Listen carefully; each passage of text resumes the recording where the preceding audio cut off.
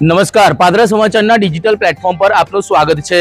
જ્યારે કોઈ તંત્ર બોગસ કામગીરી કરે તો તેની સામે અવાજ ઉઠાવવો એ જરૂરી છે, પરંતુ તંત્ર જ્યારે કોઈ વાતની ગંભીરતા લે અને તેનું પરિણામ આવે તે હંમેશા સફળતાપૂર્વક આવતું હોય છે। આજની જે ઘટના છે તો તમને કહું કે પાદરા કે જ્યાં એક બાળકી 2 વર્ષની ફસાઈ ગઈ હતી અને ત્યારબાદ પાદરા નગરપાલિકાના પ્રમુખના પતિ ગૌરાંગ પટેલે જે તે વિભાગને તાત્કાલિક જાણ કરી અને ટીમો ઘટના સ્થળે પહોંચી ગણતરીની મિનિટોમાં આ ટીમોએ જે બાળકી છે તેનું રેસ્ક્યુ કરી લીધું છે।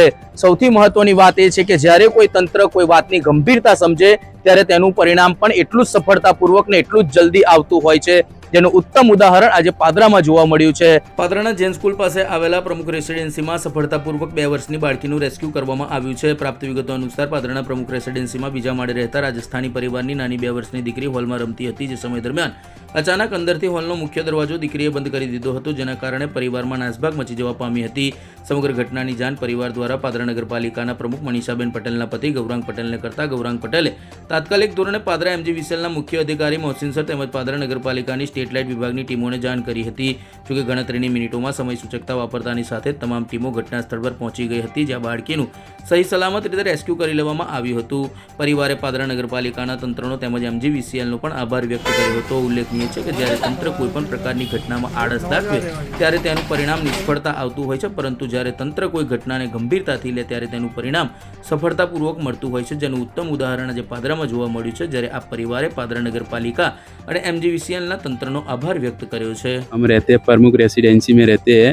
मेरा इधर दुकान है स्टेशनरी, निकिता स्टेशनरी सामने ही प्रमुख भाई हमको डेली आना जाना मिलते रहते हैं, तो उनको मालूम नहीं था, इसलिए इधर भाई एक मिला पैसा वाला रिक्शा वाला, तो अर्थवल भाई मिले, तो उन्होंने बताया फ़ोन करके तुरंत प्रमुख भाई से, तो प्रमुख भाई ने फ़ोन किया और 5 मिनट में इधर गाड़ी पहुंच गई और बच्चे अभी सुरक्षित है। अच्छा, कैसी घटना क्या हुई? कुछ नहीं, अंदर किचन में वाइफ काम कर रही थी और बच्चा अंदर गया और अंदर से बंद कर दिया खेलते खेलते। तो मेरे पास तुरंत फ़ोन आया, मैं बोला ऐसी ऐसी घटना है, तो तुरंत बता देने का। तो मेरे को मालूम पड़ा, तब मैं इधर आके डायरेक्ट प्रमुख भाई से बात किया।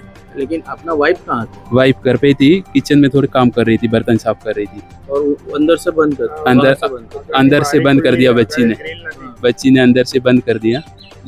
आधे घंटे में ये काम है ना। वो अपना जो वाइफ था वो अंदर रह गया, बच्ची दूसरे रूम में रह गई। अच्छा, कौन सी संस्था आई थी जो अपने ये रेस्क्यू में काम लगी? अपने MP से। क्या कहोगे कि आपका बस काम? बहुत ही अच्छा काम है, तुरंत आधे घंटे में काम हो गया, 5 मिनट फ़ोन करते ही तुरंत पहुंच गए थे। बहुत ही अच्छा काम, धन्यवाद देता हूँ सबको। क्या नाम है बच्चे का? निकिता।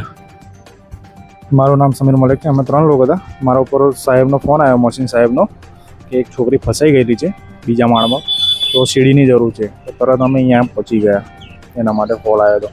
શું મોહસિન સરે શું કોલ આલે તો ને? મોહસિન સરે એવું કીધું કે એક છોકરી નાની 2 વર્ષની કંઈક ફસાઈ ગઈ હતી છે, તો તમે જલ્દી ત્યાં જાઓ, સ્ટોપર અંદરથી બંધ થઈ ગઈ છે। તો અમે તરત જ અહીંયા આવ્યા।